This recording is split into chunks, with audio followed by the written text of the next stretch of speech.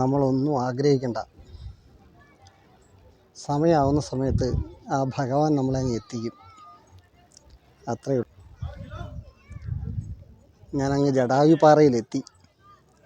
തിരുവനന്തപുരത്തിന് പോകുന്ന വഴിക്കായിരുന്നു.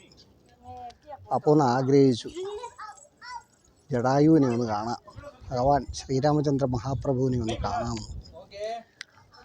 അപ്പോൾ അവിടെ എത്തിയ സമയത്ത് പടിയുടെ പണി നടന്നുകൊണ്ടിരിക്കുകയാണ്. അവിടെ ഒരു ബോർഡ് എഴുതി വെച്ചിരിക്കുന്നു, ഭക്തജനങ്ങൾ നിർമ്മാണ പ്രവൃത്തി നടക്കുന്നുണ്ട്, ഇതിലുള്ള പ്രവേശനം നിരോധിച്ചിരിക്കുന്നു. പക്ഷേ അപ്പോഴാണ് ഭഗവാന്റെ ദൂതനെ പോലെ ഒരു ചേട്ടൻ ഇങ്ങനെ താഴോട്ട് ഇറങ്ങി വരുന്നു.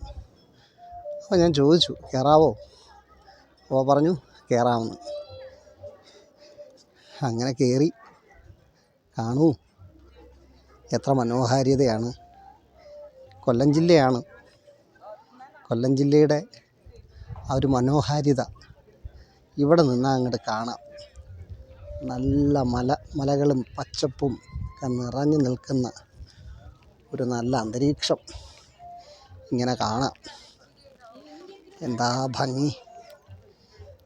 ഇനി കോദണ്ഡരാമൻ്റെ മുന്നിൽ പോയി വീഡിയോ എടുക്കാൻ പറ്റില്ല, അതുകൊണ്ട് വീഡിയോ അങ്ങ് ഓഫാക്കുകയാണ്. ജയ് ശ്രീറാം.